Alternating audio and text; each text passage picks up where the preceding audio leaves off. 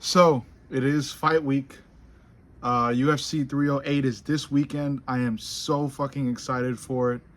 And because, again, it is fight week, I will be taking uh, the week to cover certain fights on the card that I deem interesting or I think I should talk more about. So right now, I want to talk about Dan Ige versus Lerone Murphy. This is a featherweight bout, and it's taking place this weekend. Um, it's a good fight. Should be a bit of a fun fight. We know we got Dan Ige in it. This guy is an absolute savage. I love him. Um, yeah, I just love the guy. You know, we all know that he came off the fucking couch to fight Diego Lopez, and that fight ended up being a really entertaining fight. Arguably a bit of a back and forth fight, but Diego did do his thing in it.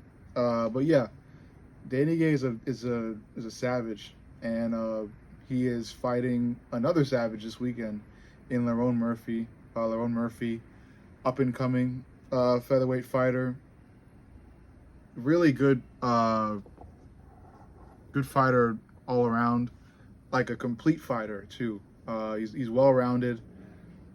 His grappling isn't excellent, but it is good. He's got good grappling. He's very smart on the feet. I would consider him to be a smart striker. Uh, what do I have down for this guy? Yeah, his striking overall, although like he's smart about it, he knows where to place his punches, his kicks. I would still say his striking overall is kind of maybe between good and great. It's not quite great yet. He can get tagged a lot of the time, but he still knows where to place punches. Like he's got good precision, and if he gets you on the ground, he's got really vicious ground and pound too, like really powerful stuff. I think one of his first TKOs in his UFC career was via ground and pound. But yeah, his grappling is pretty decent. And overall, he mixes up the grappling and the striking really well. And his output is really good too. He stays really busy. His gas tank isn't really great. His gas tank isn't like excellent, but it's there. He's got a gas tank. You know, he can fight for the full amount of time, but he does get tired at some points. But overall, like his output is really good. Like he doesn't stay hesitant. He's constantly putting things out there. He's constantly working, you know, whether it's on the ground or on the feet. His output is really high. So that's what I really like about him. And again, overall, just a well-rounded up-and-comer doing his thing. He's winning his fights and he's undefeated, really. He's undefeated right now. He hasn't been defeated yet. And he looks really good. And again, we got Dan Ige. Dan Ige, because I didn't describe Dan Ige yet. Dan Ige, again, while I love him and he's a savage, he's essentially a pocket boxer. His range isn't really long. He doesn't like to go to the ground a lot of the time. I wouldn't really consider him to be a grappler. Although he's got, you know, grappling know-how, he isn't like, I wouldn't really even call him a beyond a good grappler. Like he's an all right grappler. He's decent. But he likes to stay on the feet and fight on the feet, and he's really powerful in the pocket. You know, it's really dangerous to fight with Dan Ige when you're close up with him. He's got really nice overhands in the pocket, uppercuts, hooks. Everything looks good in that short distance with Dan Ige. Long distance wise, not so much, and that's what really worries me about him going into this fight. As much as I love him, Lerone Murphy looks to be the better fighter. He looks really good.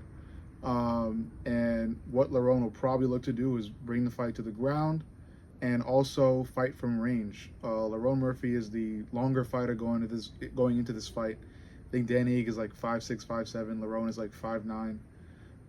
So he's the longer fighter. He could utilize head kicks too.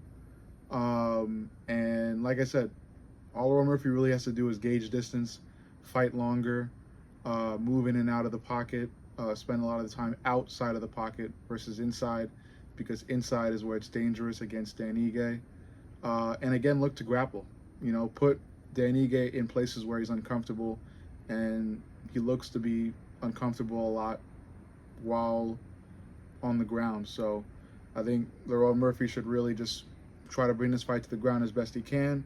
Go for those double legs. Go for clench work. Try to go for trips in the clench. Single legs even. Anything you can do to just bring the fight to the ground. And while it's on the feet, fight from range. Try to utilize jabs, 1-2s. Another thing I like about Dan Ige is his defense. He keeps his hands real close to his head and his chin, but it can also prove as a disadvantage because, you know, since his hands are so close to his face, Lerone Murphy, all Lerone Murphy needs to really do is just go for those 1-2s.